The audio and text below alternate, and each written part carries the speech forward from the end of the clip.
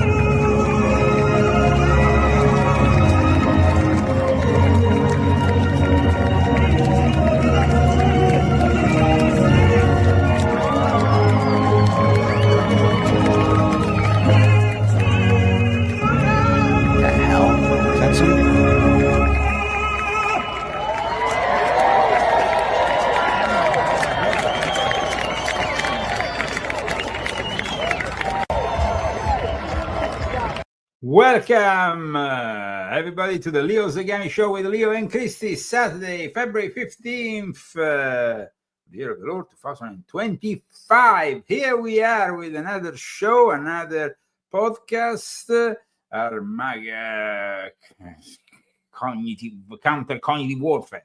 Okay, so here we are, and today the subject is very interesting because yesterday we have absolutely witnessed a turning point in the history that connects the European Union and the United States of America, or Europe in general, after the Second World War, which has always had a very special relationship with America.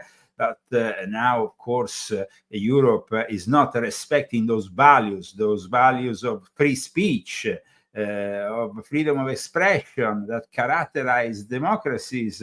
And that's why J.D. Vance did a wonderful speech, which I fully support, also because I was myself a victim of what is going on in Europe for the last few decades, this increasing censorship. And in the end, as you know, I had to flee Italy in May 2019 with my wife and give up last year formally my Italian European citizenship to continue doing my work as an author and a journalist. I really held in high esteem the American Constitution, and in particular the First Amendment that makes us different. And today we're going to see how these Europeans have a really distorted vision of democracy and of freedom of speech. Christy, how was your week? It was good. I was doing shows all week with you. That's true. We have done extra shows this week.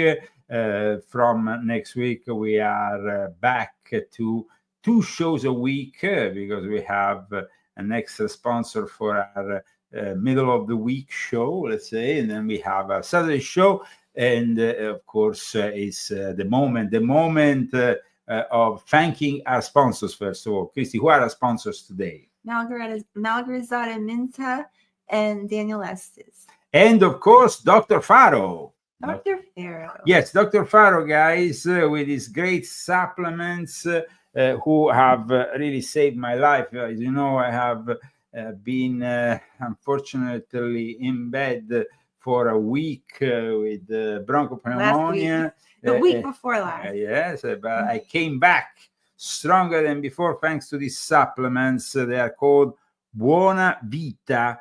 Buona Vita, you can find more about them. And I never got sick, so because you took. I was taking them right away. So okay, so a lot of people ask us how we can get these products. They are very special supplements made out of organic ingredients of great quality, and Dr. Pharaoh is old school, so he actually prefers you to call in. This is actually the website. As you can see, there is a phone number. The phone number is 863-676-2225, and you can also, of course, visit him.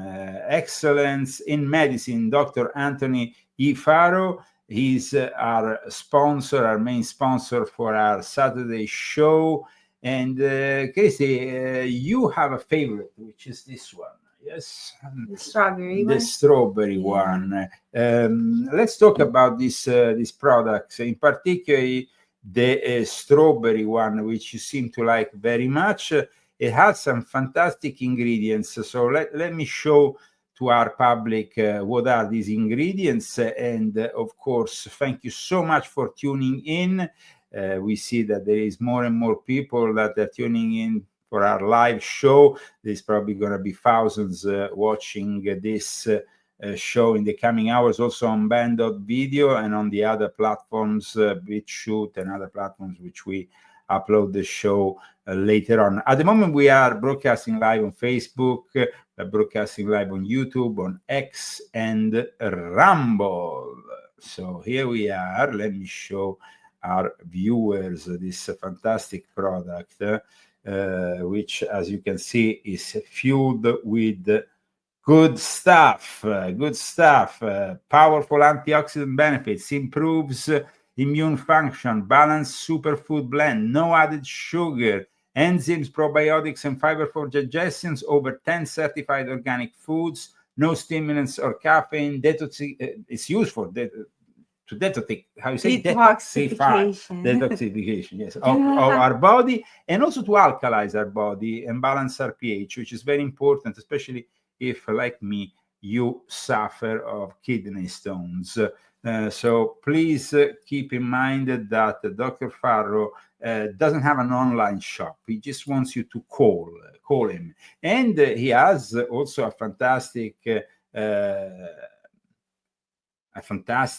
patient center with a lot of services and techniques that are available: chiropractic care, functional medicine, massage therapy, spinal decompression, and many other things. So if you are actually in Florida, I would suggest you go and visit him. And now let's start with today's show. Like I said, yesterday was an historic day. I wrote an article that you can find on leozagami.com. Let me show our viewers the article, which talks about this historical speech given by J.D. Vance, fully endorsed also by our president, of course, Trump, who has endorsed this speech because there was a lot of criticism in Europe, and so Trump had to intervene and say, I fully endorse this speech by J.D. Vance. J.D. Vance finally exposes the UK and European technocrats directed by Davos.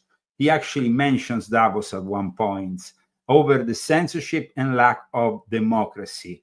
This was so refreshing. I mean, like I wrote in this article, in May 2019, I had to leave everything I owned back in Europe and relocate to the United States with my wife.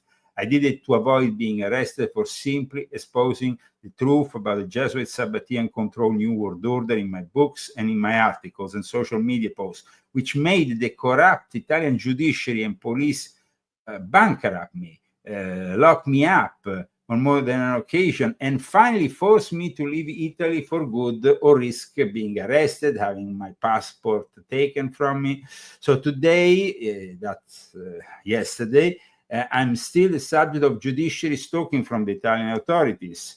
Just a month ago, they went and visited, a month and a half ago, my mother and interrogated her. So this means there is no freedom in Italy. And I was particularly happy when yesterday Vice President J.D. Vance, somebody I voted for along with our beloved President Donald J. Trump, used his first major speech on the international stage at the Munich Security Conference to criticize European leaders for retreating from fundamental values like free speech, which stand at the core of Western democracies, and values that were up until not so long ago shared values, but that doesn't seem to be the case any longer.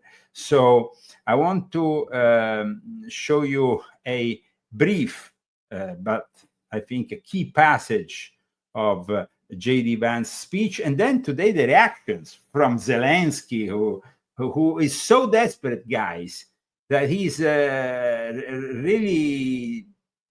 I mean, desperate. He looks desperate and he talks desperate. But there is a lot that we're going to be discussing today on the Leo Zagami Show. If you want to also become sponsors of the Leo Zagami Show, you can do it through our GoFundMe or Cash App handle that you can find at leozagami.com. Let me put it here on the screen, the donation in support of our show. We are, of course, also supported by our readers. As you know, Yes. We have a bunch of books. In particular, I will suggest this book and volume 9 in regards to the subject that we are touching today. So just keep that in mind. And at this point, I have a few things that I have to sort out here, technically speaking, but let me show you that specific clip from J.D. Vance, which I find refreshing, and also it finally makes the European realize that they are not that beacon of freedom they maybe thought they were in their heads. They are far from it. And J.D. Vance had really shredded in pieces the EU elites and their technocrats present in Munich. Political leaders who promised to put an end to out-of-control migration. Now, I happen to agree with a lot of these concerns, but you don't have to agree with me. I just think that people care about their homes, they care about their dreams, they care about their safety and their capacity to provide for themselves and their children. And they're smart. I think this is one of the most important things I've learned in my brief time in politics. Contrary to what you might hear a couple mountains over in Davos, the citizens of all of our nations don't generally think of themselves as educated animals. A couple of mountains over in Davos. That was really a great moment for me when he said that, because as you know, I have explained in volume 7 of my Confessions in particular how the EU is becoming the Fourth Reich that Klaus Schwab and his friends are creating with their fourth industrial revolution and their great reset, which will lead us to 2030, in which we will own nothing and be happy. That's what he says, of course. But let's hear more from J.D. Vance. Interchangeable cogs of a global economy. And it's hardly surprising that they don't want to be shuffled about or relentlessly ignored by their leaders. And it is the business of democracy to adjudicate these big questions at the ballot box. I believe that dismissing people, dismissing their concerns, or worse yet, shutting down media, shutting down elections, or shutting people out of the political process protects nothing. In fact, it is the most surefire way to destroy democracy. And speaking up and expressing opinions isn't election interference.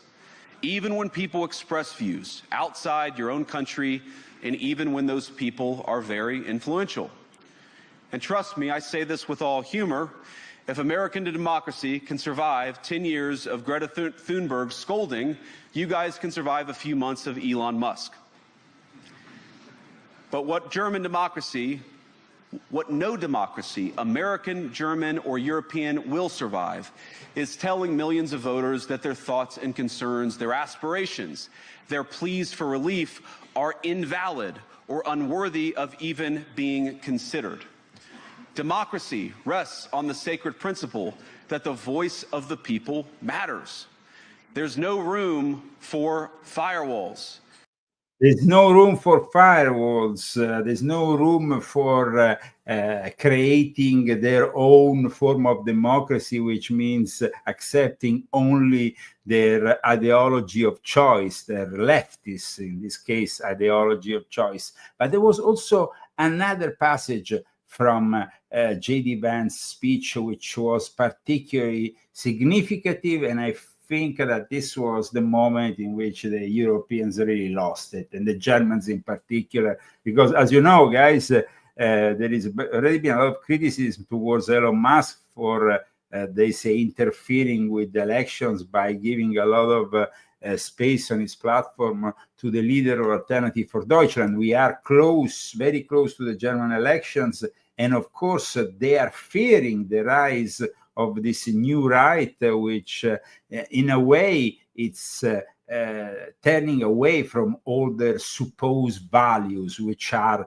really inexistent and have led Germany and the rest of Europe to become more and more invaded, literally invaded by all these Islamists who are, like we saw the other day in Munich, just a few hours from the conference, a guy injured more than 30 people, this Afghani guy, who himself, of course, hated the German way of life. And he actually was supposed to leave the country because they have actually, he had a legal procedure to leave the country, but he didn't leave the country. Instead, he killed at least one person and injured several others. But this was, I think, the moment the Europeans lost it, when J.D. Vance attacked both Europe and, of course, also the United Kingdom, because United Kingdom, regardless of Brexit, is still in the hands of the globalists. I worry the most about vis-a-vis Europe is not Russia, it's not China, it's not any other external actor.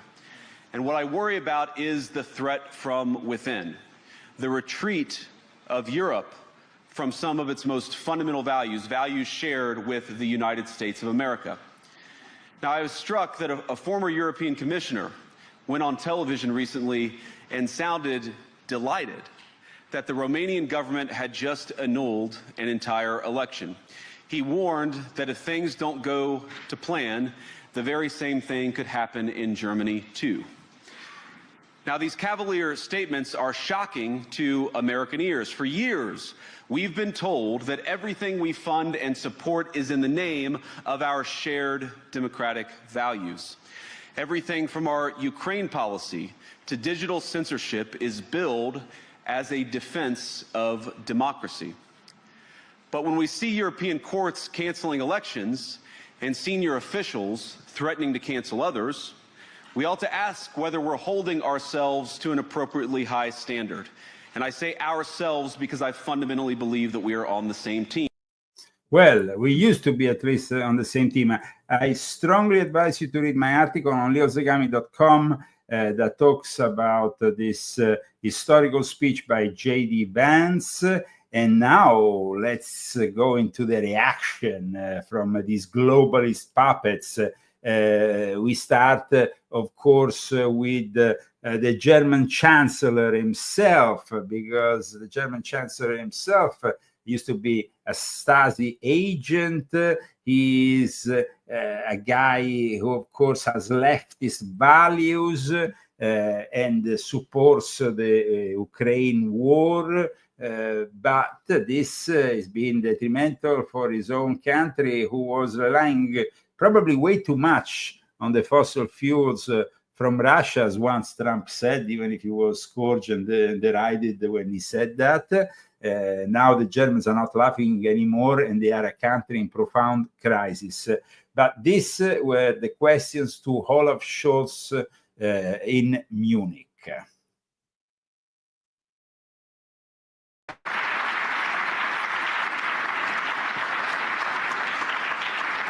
Herr Bundeskanzler, vielen Dank. Wir machen jetzt auf Englisch weiter. Thank you, Federal Chancellor. We'll continue on in English. Of The Economist. Thank you for your very robust comments, powerful comments. I want to start with your comments about the Vice President's speech yesterday. You said you pushed back powerfully, as have other German politicians, and you've said Germany won't accept when outsiders interfere in German elections. But Germany will not accept. Let's remind the Germans where they come from.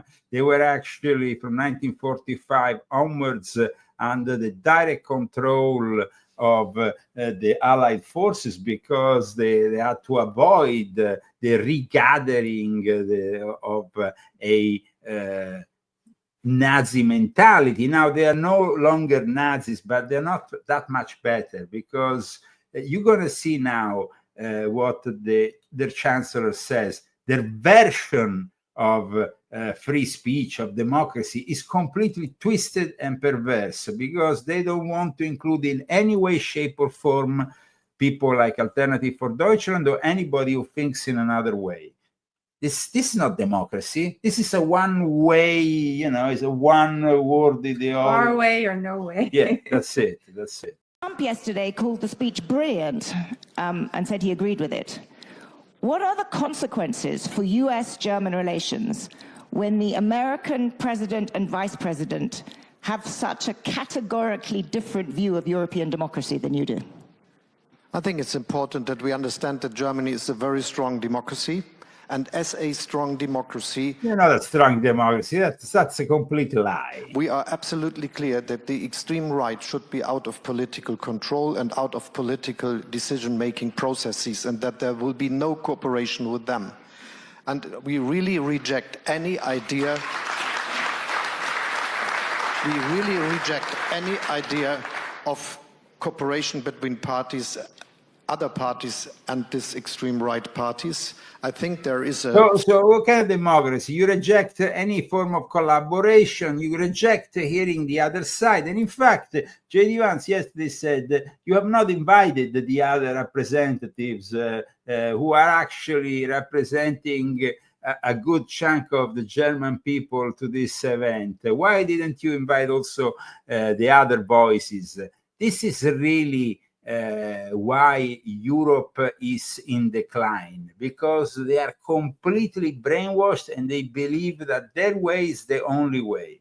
Strong consensus between all relevant parties in Germany that they won't do so. I hope this will last and continue. But it is absolutely sure and necessary to say it is not others to give us the advice to cooperate with these parties which we are not working with for good reasons, especially when looking to the history of our country.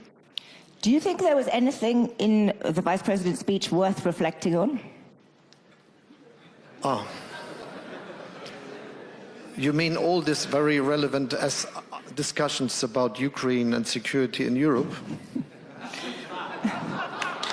And they laugh. They laugh. Oh, I mean, they laugh. I mean, this is just insane. Guys, remember, this is the Leo Zagami show. Let me put here on the screen our GoFundMe. And we want to thank, of course, our main sponsor, Dr. Faro, and his products, Buona Vita, which are great supplements, much better than what you get anywhere else, guys. Anywhere else, trust me. These are supplements that are made with products that are really quality products, organic products, something that doesn't happen with other, let's say, other people. We don't want to specify who. By the way, it would be interesting to understand why this Scholz insists in criticizing J.D. Vance when he has a he's in total crisis. It's not like at the moment everybody in Germany loves Scholz and he has the support. Like J.D. Vance said yesterday, they have a very weak popular support. They don't have a democratic mandate that you can actually say, wow. They hardly have a mandate, these people, but they have the courage to criticize Trump, who has won the elections and has a very strong mandate.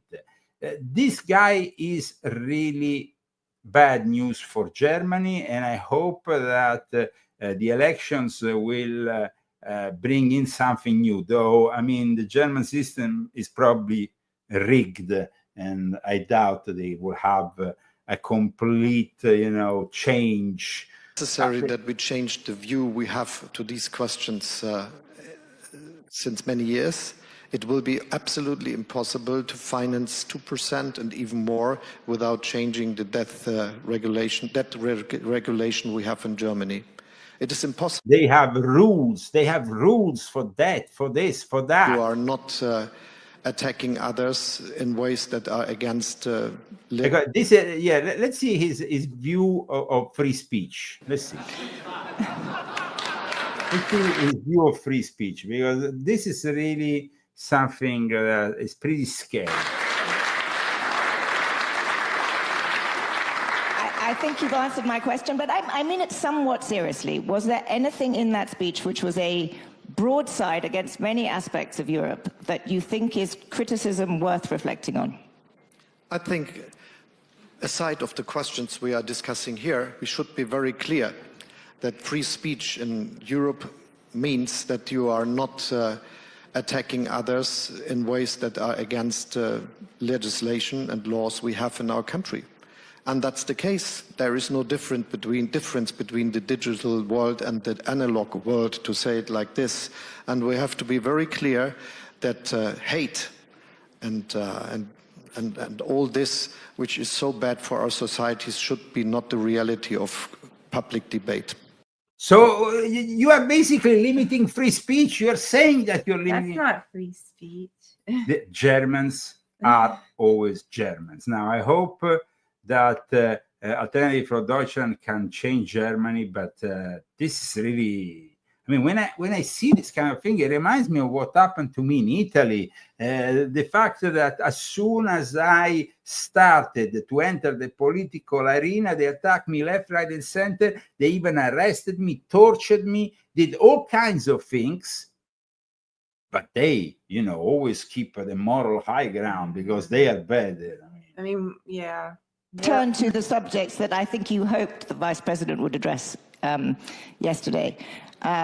Let's turn first to actually defense spending. So, defense spending. Are you going to spend more money or not, Schultz? Which you made some very strong points just now about what you thought needed to be the scale of defense spending and what needed to change in Germany in order to pay for it, particularly the debt brake.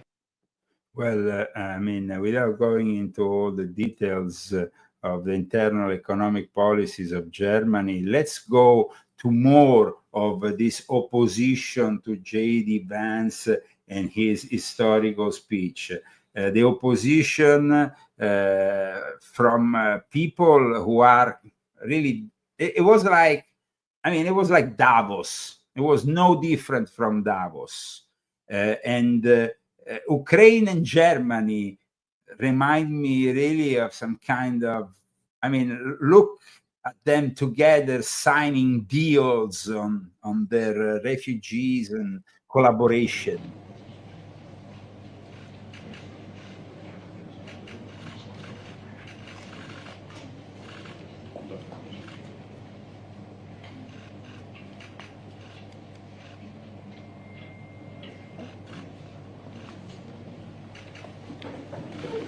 So basically, Germany is having an election in a few days, and these people are signing deals, and here they are.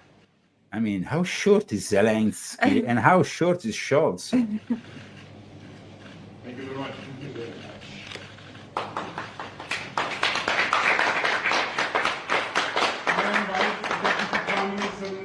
Nazi Ukraine and Nazi Germany. Wow. They call the Alternative for Deutschland the right wing, the Nazis, but the real Nazis are somewhere else. And in fact, among the people present in Munich, there was, of course, other politicians that, like the future, some say the future chancellor, who is apparently like Angela Merkel's pupil. He was also there, and he is somebody who has criticized openly Elon Musk. Said that, saying even that he will punish Elon Musk once he's in power. So imagine this. I mean, these people are really insane. One worse than the other. Sarska, I'm the chair of the Warsaw Security Forum, and I am delighted to invite you to the next panel discussion entitled Security Dividend, European Support for Ukraine. I would like now to ask my distinguished panel to join me here. First and foremost, President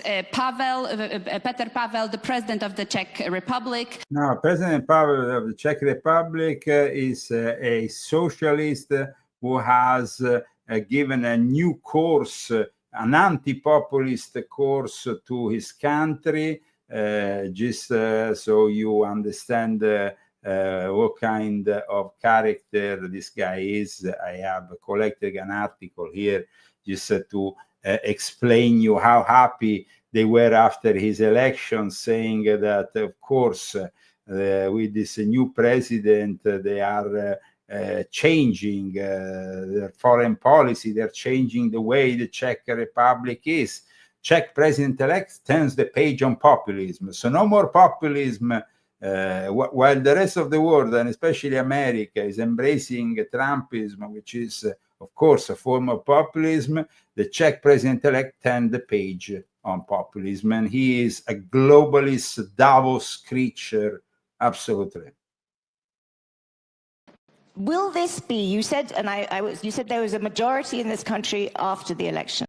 Well, no, that is Scholz. So let's see. Let's leave him out. Let's leave him out. We had enough of him. Here is President the global. Pavel.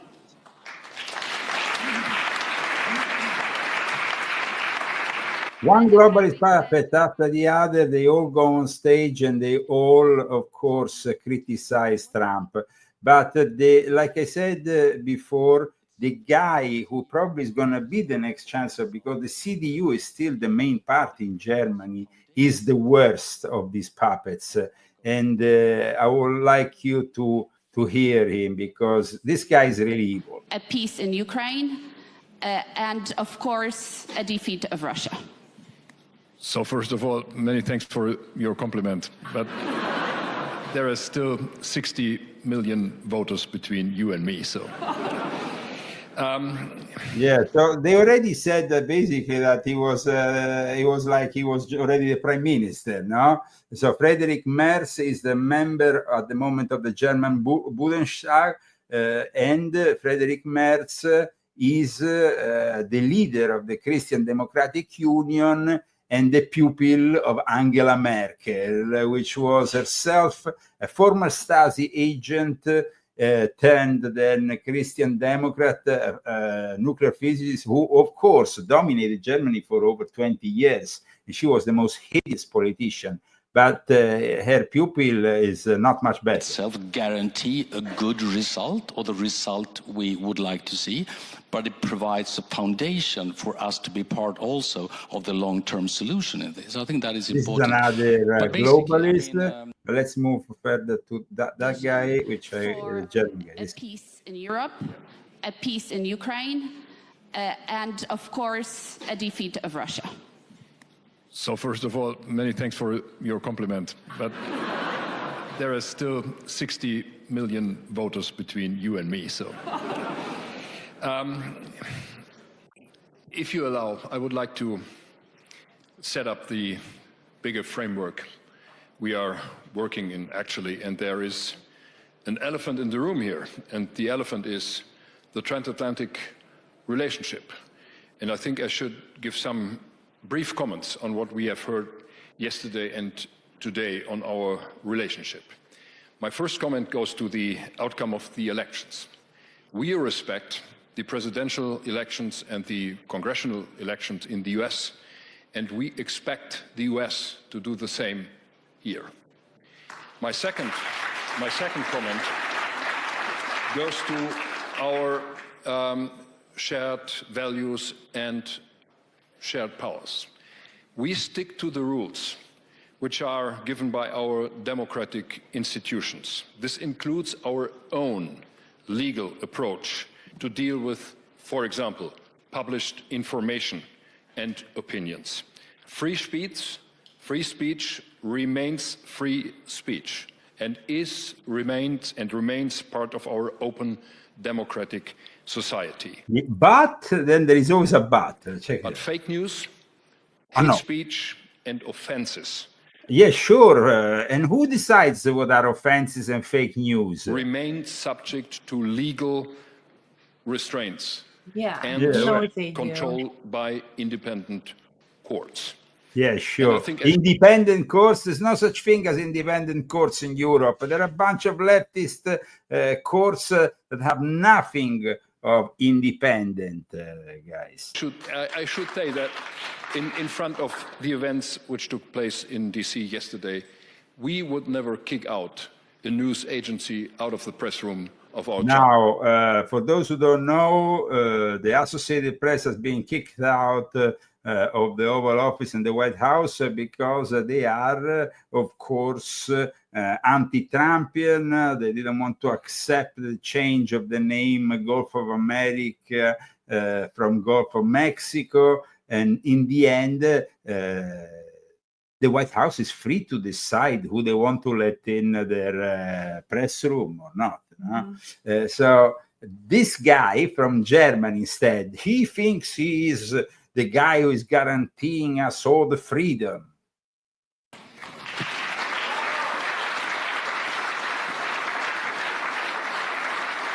This guy is the new leader of the European Fourth Reich.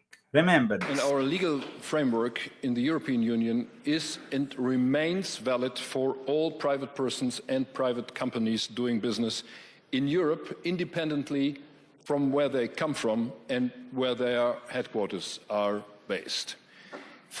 We look for close cooperation with the Trump administration and with the American market, and we strongly believe in free trade, open markets, and that's the reason why we would like to see tariffs brought down to zero as fast as possible. We don't believe in trade conflicts or even trade wars. And my last comment goes to the foreign security policy. We know that we have to catch up quickly our expenses on defense.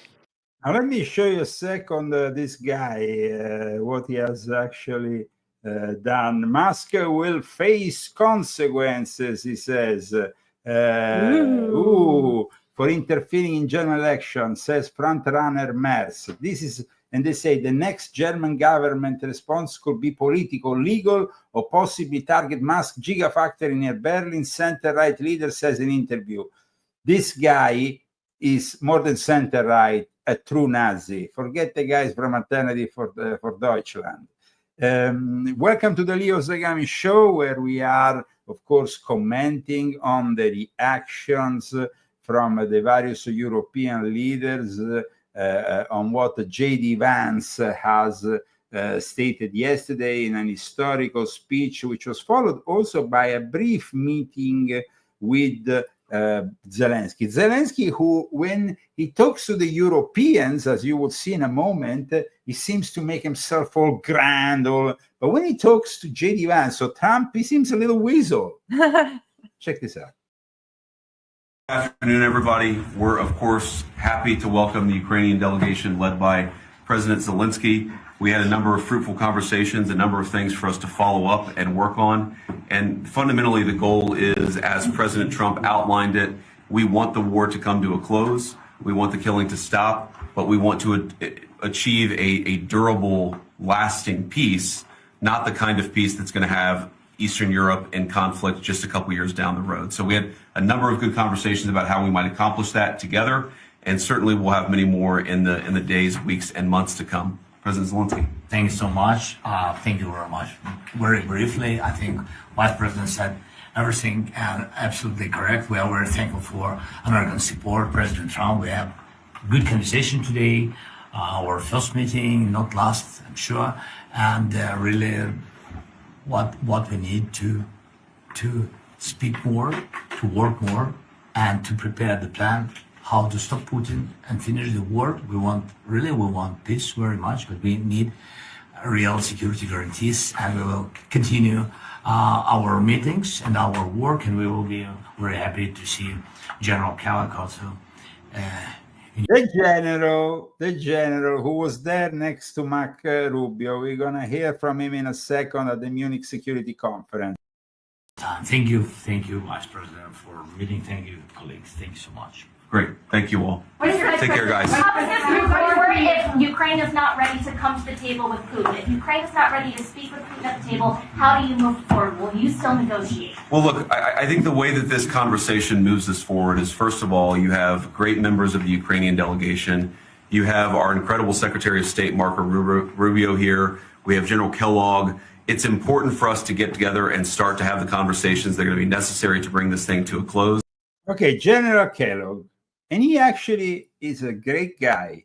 Look what he said to this globalist there at the Munich Security Conference. I mean, of course, he's a minor figure compared to Hexet or J.D. Vance. But what he said when he debated this globalist was pretty much on the spot, because he's a general. He's there with Marco Rubio. And of course, he is working with the Trump administration to make America great again on the world stage and getting these Europeans to understand we're not no longer paying for their hideous wars or favor them by... we are basically in a situation where I bought a General Motors Chevrolet car, for example, in 2013, and after 2 years they told me that in 2023 there will be no more spare parts. You remember? Because Chevrolet was no longer going to be sold in Italy. Yeah. And we have to buy all the German or Italian cars. That's hideous. And Trump, of course, has made this very clear. But let's hear what General Kellogg has said. This war's been going on for 3 years. 3 years. Okay? Just 11 years, but we're talking 3 years with the Russian engagement, when they engaged. When you look at that, this is what happened when you had a president of the United States said a minimal intervention may be okay. Now, the definition of minimal intervention is considerably different than mine. But tell me here, in this audience, since you shouted it out, what did Russia do when President Trump was president of the United States? He did nothing. Nothing. He did it under President Bush. He did it under President Obama. He did it under President Biden. He didn't do anything under President Trump. And we've always worked that way because he leveled the playing field to do that. And I think that's when you look back and you say to people, well, how is America going to do this? How is it going to work? When we say peace through strength, that is originally an American term. And he's looked at it the same way. And so we have had the model, President Trump's had the model, that once we come up with a peace arrangement, a peace deal, then we were going to work and making sure that that's enforceable. It's a good deal. It's a fair deal. Go back to what President Trump said in his UN General Assembly. And I'm going back on history because, remember what the famous poet said, George Santana said, if you forget a history, be prepared to repeat it. Well, we basically go back to the first UN General Assembly speech. President Trump talked about America first. That's all people remember. The second half of that speech was about national sovereignty. And he talked about the sovereignty of nations. And he said quite clearly in that, If a nation fights for its sovereignty, we will be with you. And he's done that. So this is where I said the challenge is, when you say things like that, you put it on the negative, and I put it on the positive. That's there. The last 3 years, or 2 years, the previous administration, the concern that President Trump has, when you look at what happened in Ukraine, he says, well, I want to, we stop the killing. And the level of killing, and we all know this, you're at World War II level of death. When you look at the destruction, let's use a city, somebody made the comment of Mariupol.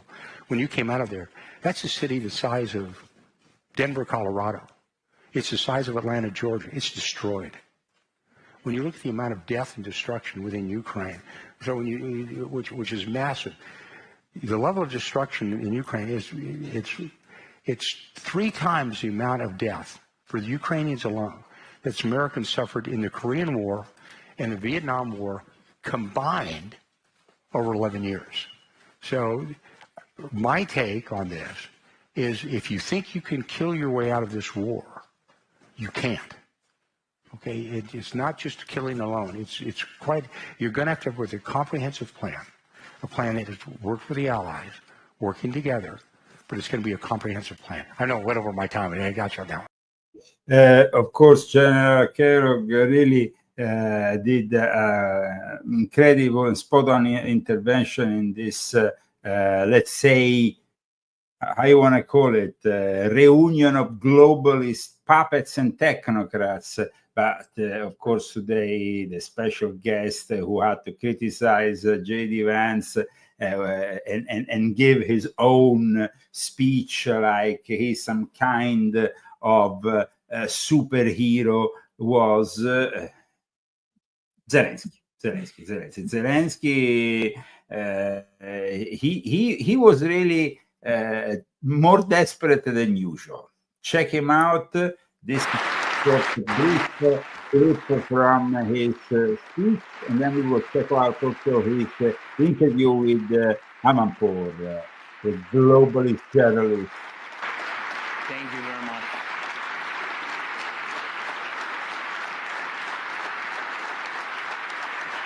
Thank you. Look at these idiots who then support him, all the Europeans, like he's a hero. Why don't you continue this war on your own then, and send your own children to die on the front against Russia? Because don't do that. Yeah, because that's going to happen if they continue again. Thank you so much. Thank you for your word. Thank you for your support. Thank you for your invitation. Dear ladies and gentlemen, at the start of conference, every country usually shares its stance, priorities, whether officially, openly, or through informal talks with journalists, with partners. And this year, a country that was not even invited still made its presence known. A country that everyone talks about here, not in a good way. The night before Munich this year, a Russian attack drone struck the sarcophagus covering the ruined fourth reactor of the Chernobyl nuclear. And that's, of course, a false flag that the Ukrainians have put together so they could then, parade it in front of the Munich Security Conference. This is the explosion, is still very much a radioactive plant, even if it's not anymore in function. There is this big sarcophagus that has been created to protect for the next 100 years from the radiations that continue to emanate. And this was, of course, a way, I guess, for this midget turned politician, he used to be a comedian, to say, oh, the Russians are evil. But inside information says that it was actually the Ukrainians who got hold of a Russian drone, and they are number one in the drone production. He himself said it, that they have produced, imagine this, 1.5 million drones they have built 1.5 million drones. Christy, you have something you want to say? No, I was just my news. Yeah, well, you have some news, local news, which is rather interesting. And so a break from the international news with Christie's latest local news, which sounds very interesting. It's just the news from Palm Springs. Yeah, what's happening in from Palm Springs? California. Yes. Well, the Palm Springs Police Department was in trouble this week because one of its officers was caught with political paraphernalia, which was, can you guess what it was? It was a Trump hat and a Trump wig, and he had it in his patrol car. Imagine, in Palm Springs. That's not acceptable for the Palm Springs inhabitants. For this, 50% of Palm Springs is LGBT, and the other 50% is a bunch of old Democrat folks. Unfortunately, I think it's pretty cool that somebody on the police department. I'm a great supporter of the Palm Springs Police Department for that reason, but unfortunately, they have been criticized, and now they might be subject to a discipline action. Well, yeah, they are. They're in trouble, and they had to take their hat out of their car and their wig, and they can't wear it, especially if they're insane. And then there's some immigrant groups in California. This was the news today. They're threatening to disrupt the ICE raids that are going to be happening in California. They said that they're going to surround and stop them. Well, we know that Tom Woman is preparing massive raids in Los Angeles for the end of this month. So let's see what's going to happen. In the meantime, let's go back to the midget from Ukraine, who himself, I think that the most important passage was when Zelensky called for Europe to create an army against Russia. Whoa. Have talked about Europe that needs its own military, an army of Europe. Everything needed to protect lives in modern war should be produced in Europe fully. Europe has everything it takes. Europe just needs to come together and start acting in a way that no one can say no to Europe. But America needs to see where Europe is heading. And this direction of European policy shouldn't just be promising, it should make America want to stand with a strong Europe. This isn't about replacing the alliance. This is about making Europe's contribution to our partnership equal to America's. Yeah, sure. You talk like you're part of the European Union, which you're not, and you're not part of NATO, never will be. But he still claimed that he wants to be part of NATO. Guys, this is the Leo Zagami Show with Leo and Christy. Buena Vita is our sponsor, Dr. Faro. These are supplements that you can find, of course, at the website of Dr. Faro. Guys, Dr. Faro is an old school gentleman, so you need to call him if you want to get these fantastic supplements. They're really, really good. Yeah, if we need extra energy, we take it. Absolutely. And there is both that product, but also BP Espresso, which I want to show our viewers. This is another important product of the Faro collection. Here we are. Let me show it to everybody who is tuned in. I wanted to say that the espresso powder, you can mix it with almond milk. It's good, and you just mix it in. It mixes very well. And then the strawberry kiwi, you can mix that with water. It's really good. It tastes fresh. It really does. It doesn't have that like fake taste that a lot of the drinks have. I'm really, really picky when it comes to mixes. So I really like this one. No, it's pretty phenomenal that I like something. BP Espresso is an easy mixing, great tasting, and energizing phytonutrient powder mix loaded with certified organic whole food plant extracts. And guys, I tell you, it's very powerful also as an antioxidant. There's a bunch of antioxidants mixed up And you can always call Dr. Faro. That's the best thing you can do, because Dr. Faro is old school. So to order his products, you have to call him at 863-676-2225. And if you're in the Lake Wales, Florida area and you're looking for a chiropractor, give Dr. Farrell a call. And now back to Zelensky. And we need the same approach when it comes to diplomacy, working together for peace. Ukraine will never accept deals made behind our backs without our involvement. We need a unified foreign policy, a coordinated diplomacy, the foreign policy of common Europe, and let the end of this war be our first shared success in this new reality. And I also will not take NATO membership for Ukraine off the table. But right now, the most influential member... No, you have to take it off the table, because Trump said, and even Hexet and J.D. Vance, there is no NATO for Ukraine. Of NATO seems to be Putin, because his whims have the power to block NATO decisions. That's why we are talking about security guarantees. And that's why we believe that the core of any security guarantees for Ukraine must be NATO membership. We cannot just agree to a ceasefire without real security guarantees, without pressure on Russia, without a system to keep Russia in check.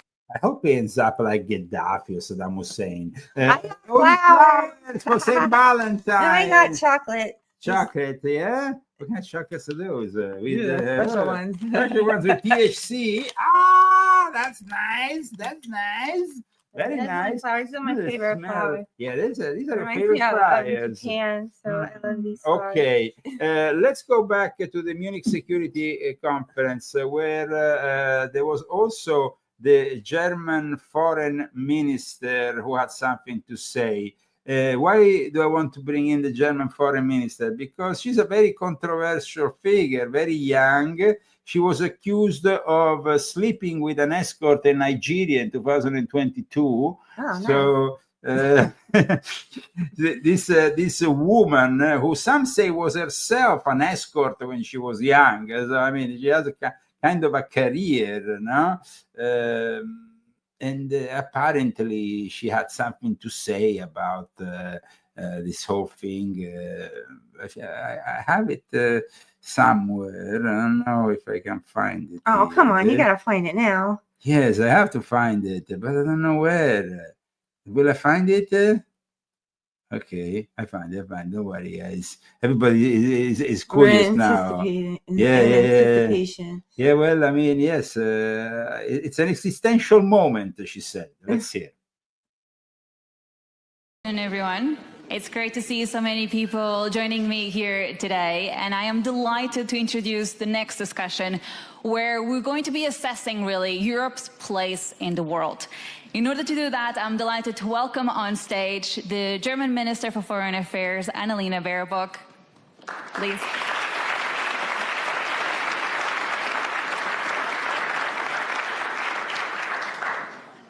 The UK's Foreign Secretary, David Lammy, as well.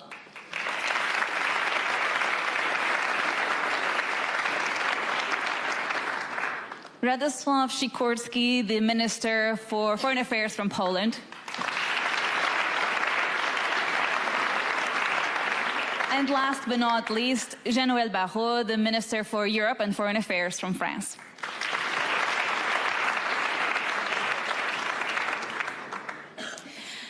All right, I would like to start today's conversation with one comment, and you will understand in just a second why I am bringing this up. Yeah, me too. Let me show you who this lady is, because there's some pretty heavy accusations against her. A gigolo claims to have entertained German Foreign Minister Baerbock. Let's hope for a prompt denial. What, that gigolo? This is a gigolo. Oh, wow. Yes, a gigolo has spoken openly about having had paid sexual relations with several powerful European women, including Foreign Minister Annalena Baerbock. Yeah, here we are. Right now, it's not clear whether Europe will even have a seat at the table when the war against our country ends. Will President Trump listen to Europe, or will he negotiate with Russia and China without Europe? Ladies and gentlemen, these words were of President Zelensky just a couple of weeks ago at the World Economic Forum. And here we are today, a 90-minute phone call later, and after a fiery speech by the Vice President of the United States on this stage. So I would like to start the conversation, perhaps getting your thoughts, Minister Baerbock, on how are you feeling about this? So many moving pieces. Do you think that Europe as a continent is facing an existential crisis? Good afternoon, everybody. Pleasure being here, and thank you all for coming to Munich. Well, this is an existential moment, and it's a moment where Europe has to stand up. And we have showed 3 years ago where everybody underestimated Europe as well, especially the Russian president, thinking that he would just invade Ukraine and everybody would keep in silent, that we didn't repeat the mistake from 2014 before. But we said, now is our answer, that Europe has to be strong and bold, and that we, besides all the differences we have, we stand united. And now, 3 years later, we are at exactly the same moment again. Our answer to others, my nation first, is Europe united. And this is what... Yeah, united. And remember to continue with your great gigolo. This is the gigolo, eh? I didn't see it, actually. That she goes with the gigolo. I thought you were talking about the first lady and the presenter, and so then I didn't the really man think that was Kingsley, true. and he once worked as an escort in Kenya. He started this job 5 years ago as a beautiful and wealthy, with a beautiful, it's a beautiful and wealthy French woman. What? His clientele. He started this job. Wait, what? No, there must be. His clientele Is he a woman? includes. No, he's a man. Includes mainly European women who like African men. They like African men. The news was then analyzed by the German news site that has been eliminated. Of course, that was terrible German. What? And I'm German, and I don't take any offense to anything that you said. She's a German minister. I'm not mistaken. We met in Abuja. We met for the first time in December 2022. If I remember correctly, he attended. She was wearing this beautiful purple dress. Think that the people who write these articles in Africa, they need to get the female and the male correct. But in any case, this news was all over the place, and there was never any denial from the foreign minister here. This is what we have shown in the last couple of days. Yes, and in the last couple of years, there's no denial for your use of escorts in Africa, my dear. But the news is, guys, we had St. Valentine yesterday, and regarding St. Valentine, because here there is some incredible news I would like to report on the why orgasms are good for health. This is. I didn't know you were going to report on this. Yeah, well, I think it's. I mean, it's interesting as we are touching on the subject here. There was an article, still here, yes. Why orgasm good? The reward of climaxing or orgasm are plentiful, from calming your mood to boosting your productivity. Why do you have to have a blonde there? Okay, I'm getting uncomfortable now. Okay, and then we have, though, another important news regarding the orgasm. Because, Can I talk about the news? No. Yeah, no. I have a news thing. No, but this is important and it's connected to what I was reading. Democrats introduced legislation to fine men for ejaculation. So that's why I was talking about the orgasm. But good luck to implement this legislation. Democrats introduced legislation to fine men for ejaculating. Two Democratic state representatives in Ohio have introduced legislation that will see men fined for ejaculating if they don't intend on having a baby. What? Yeah, this this is real. It sounds insane because it is. The Democratic state. Oh, that is not real. No, it's real. The Democrat state representative Anita Somani and nobody's going to agree to that. Well, what can you do? That is whatever. Anyway, Democrats are always been insane. Now they're touching new levels. Can you be quiet? What's up? Are you going to be quiet? What is this news that you want to give them? You didn't let me give the news the way I wanted. So to. okay, I'm going to do my own show. I'm going to do my own news show, and then I don't have to put up with you anymore. Okay, good luck with that. I think I would do very well. Yeah, okay. If I have my own news show, Okay. I can do all the news that's like interesting. Okay. So what is the next news that you wanted to bring up? There's like 450. There's a truck driver serial killers, and there's 450 cases of unsolved, and they think it's a serial killer. And But there's it's all not these, one. There's all They these think truck it's- drivers, like a bunch of truck drivers more than serial one. killers. So I think that's crazy. Yeah, I saw it actually this morning. But it's like they are thinking that basically a lot of truck drivers, because of their job, can easily rape women and even murder them. And then they just go to another state. So that's scary. That's pretty scary, eh? Be careful when you're on a road trip and you go to the bathroom. Yeah. You can never come back. Oh, wow. In any case, guys, let's close down with Trump. Trump on the EU, he said this yesterday. You know, we think the European Union is wonderful. We all love Europe, love the countries in Europe. But European Union has been absolutely brutal on trade. Canada has been very bad to it. So, I mean, a firm criticism towards Europe from Donald J. Trump. And then we had Christian Amanpour, who is the most globalist journalist, who interviewed that puppet of Zelensky after he intervened at the Munich Security Conference.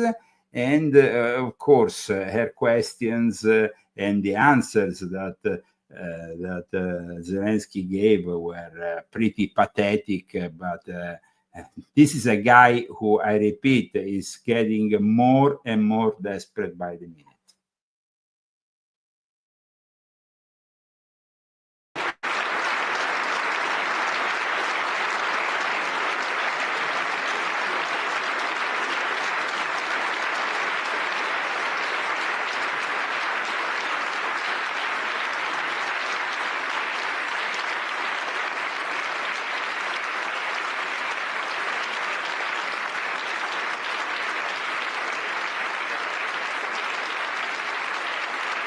Yeah, they didn't give this kind of applauses to J.D. Vance, but they give it to this comedian turned politician. Mr. President, thank you. Thank you very much. That was a stem winder of a speech with a lot of challenges thrown down.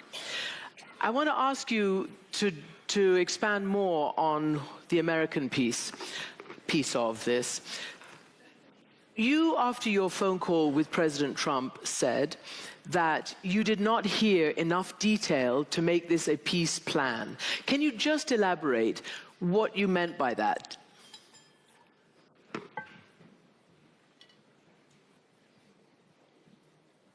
Can I speak Ukrainian? No. Okay. Don't pressure on me.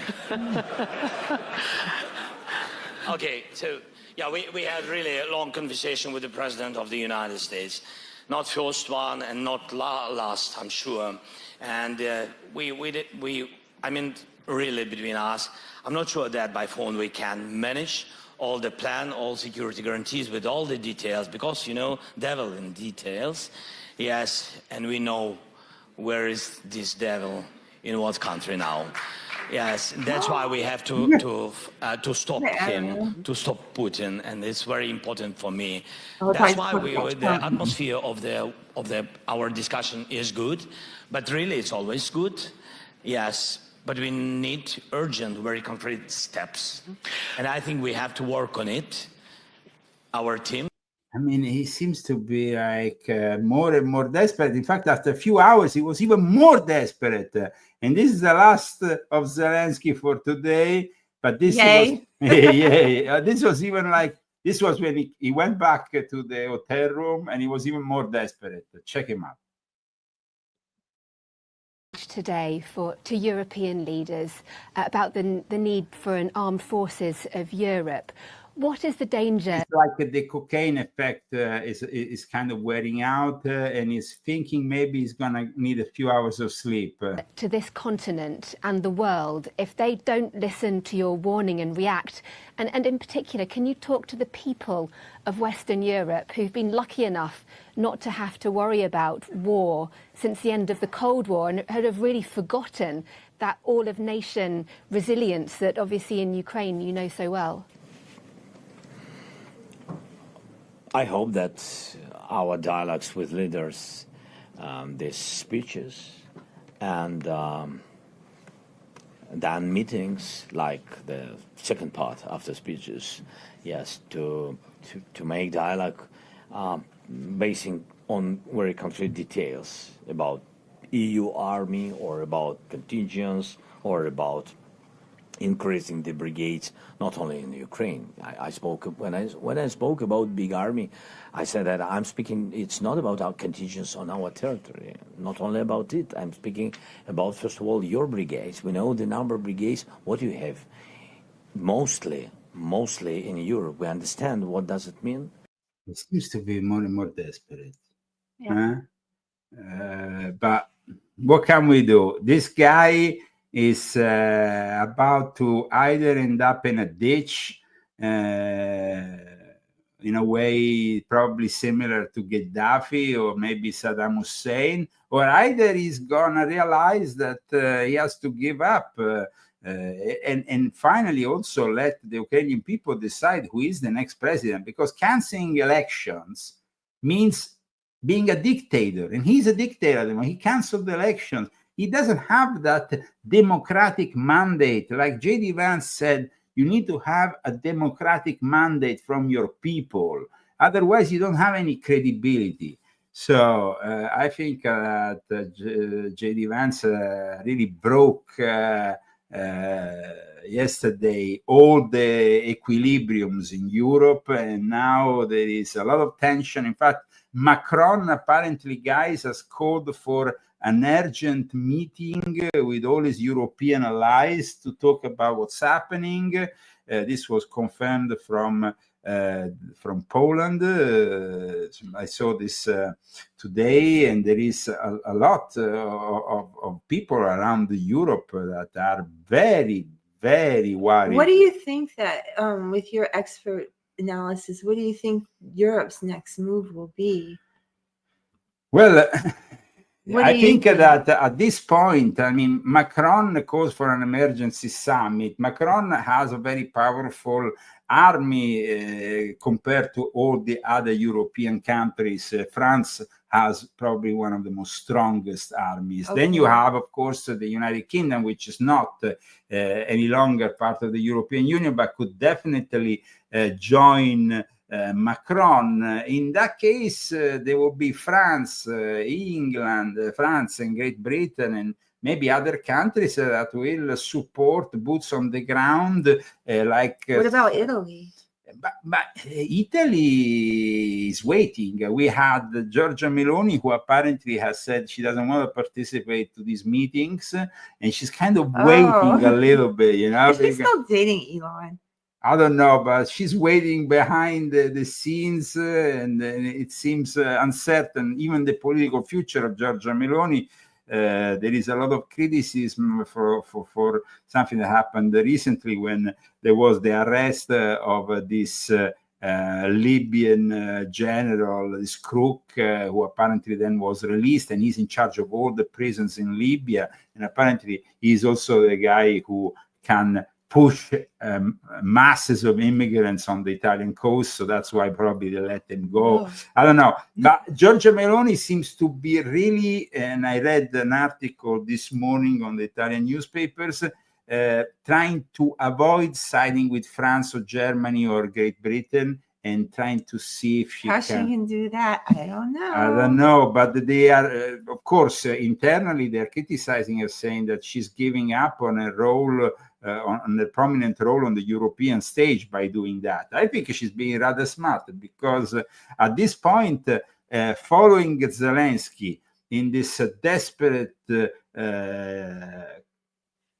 war with Russia at all costs means inevitably going towards decline, going towards bankruptcy of the whole continent. And there is no way that Europe can finance a war without the United States against Russia. And just to remind people historically, there was Napoleon who lost with Russia. There was Adolf Hitler who lost with Russia. I don't think that Ursula von der Leyen and those technocrats in Brussels have any chance of winning with Russia. So let's see what happens. Thank you so much. And guys, buona vita, Dr. Faro, but also who was our other sponsors today, aside from... Daniel Estes and Malgrisada Minta. Thank you very much. And thanks to Estes, we will have an extra show during the week.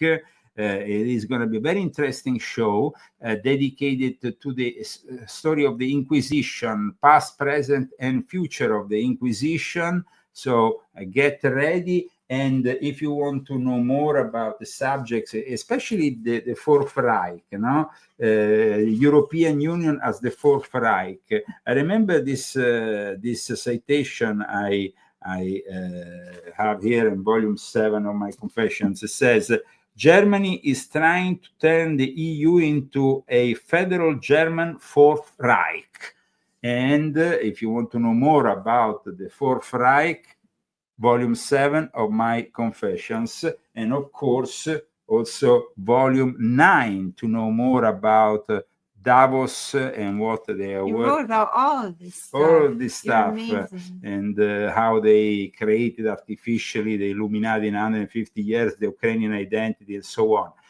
So thank you so much for being present with us today. Please share this and tell your friends. show. Tell your friends. Subscribe to all our channels. And here we go with Medieval by Vincenzo Viceversa, who is also the author of our fantastic book covers. And on top of that, guys, if you want to eat some authentic Italian cooking, remember this book. The cookbook.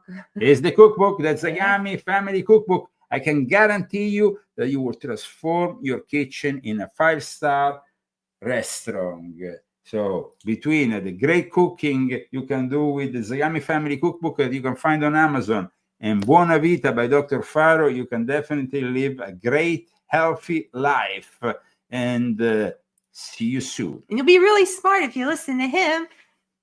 Yeah. In that time, our world has taken so many steps in the wrong direction. The Europeans have been kicked in their asses.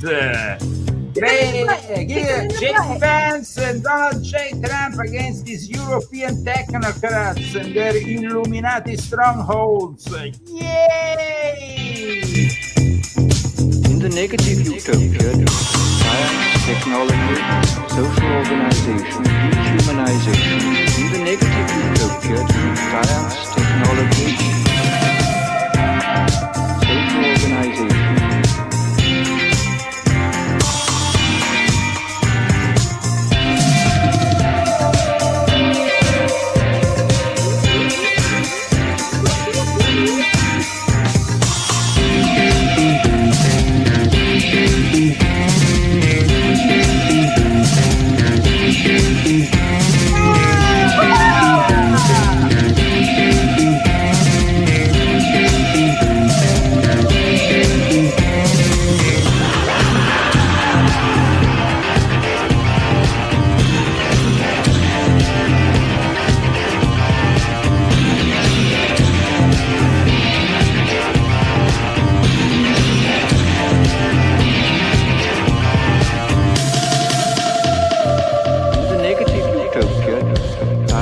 Technology, social organization, dehumanization.